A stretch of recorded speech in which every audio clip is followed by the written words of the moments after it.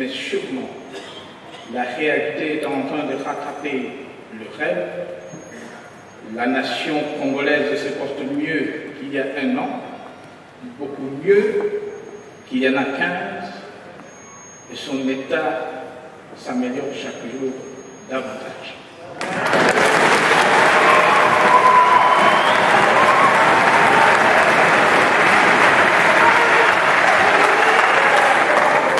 Trois ans après, où en sommes-nous? À la suite de Jésus-Christ à cette question, je suis aujourd'hui tenté de répondre de la manière suivante.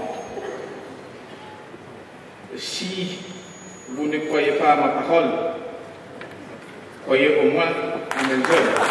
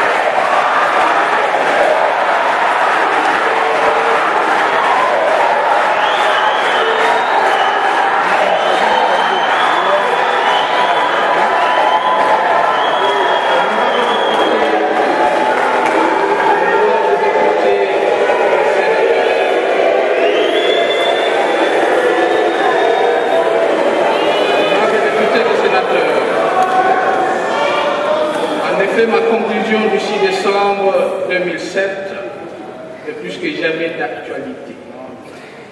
Mieux d'ailleurs qu'à l'époque. Aujourd'hui, la réalité en atteste la véracité. Ce constat ne relève d'aucune autosatisfaction, ni de la volonté de minimiser l'ampleur des défis de la reconstruction. Il procède de l'obligation morale de toujours rendre honnêtement compte. Honorables députés et sénateurs,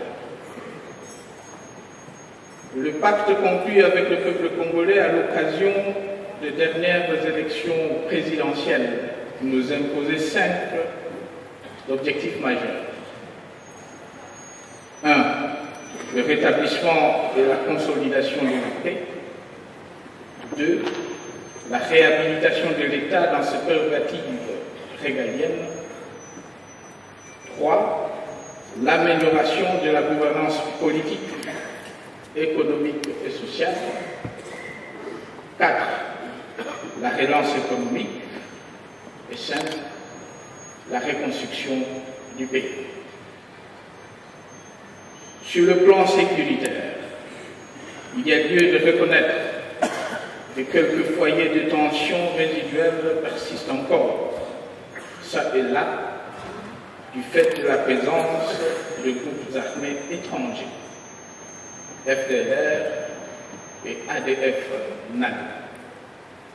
Globalement, cependant, la situation s'est sensiblement améliorée depuis mon dernier passage devant cette auguste assemblée. Quoique encore fragile à certains endroits, la paix est donc bien de retour sur pratiquement l'ensemble du territoire national. Ainsi, aujourd'hui, sur les 145 territoires qui composent notre pays, il n'y en a que 5 qui connaissent des perturbations et font donc l'objet d'opérations militaires. Cela est le fruit d'une politique réfléchie, marquée par la fermeté sur le principe et la flexibilité dans la mise en œuvre. Une politique combinant pression militaire, dialogue politique, initiative diplomatique et action humanitaire. C'est l'occasion pour moi de saluer l'action de tous ceux qui ont rendu possible cette évolution positive. Je pense spécialement à nos forces de défense et de sécurité, à nos jeunes gens qui ont perdu la vie sur le champ de bataille pour défendre la patrie. En dépit de quelques insuffisances dues à leur restructuration à peine entendue, nos forces armées ont fait preuve d'un engagement exemplaire au front, ce qui a permis de résorber les foyers de tension les plus inquiétants. Bien plus, leur professionnalisme croissant est de plus en plus reconnu par-delà nos frontières.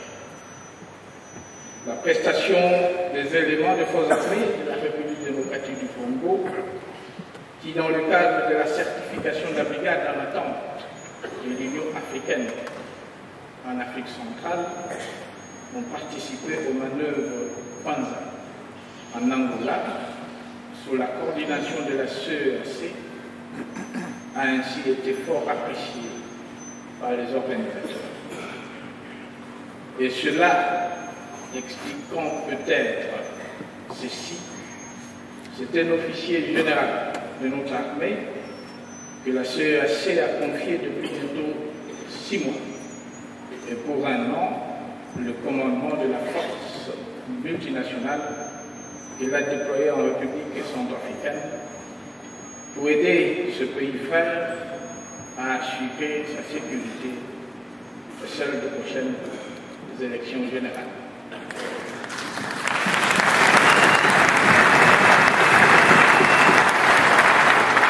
Je pense aussi à la contribution de l'Afrique du Sud, de l'Angola, de la Belgique, de la Chine, des États-Unis d'Amérique, de la France, ainsi que la MONUSCO à la formation de nos militaires et policiers.